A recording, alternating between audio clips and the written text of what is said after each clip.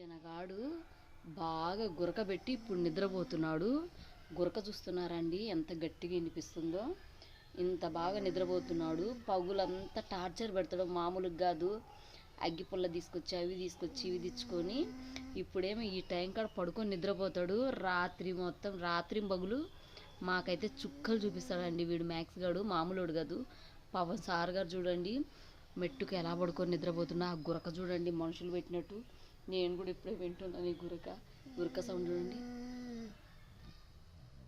వాయబ్బా ఎంత అలసిపోయినావు నాయన. మహాన్ బావా మమ్మల్ని హింసించి నువ్వు అలసిపోయినట్టున్నావు నాయన.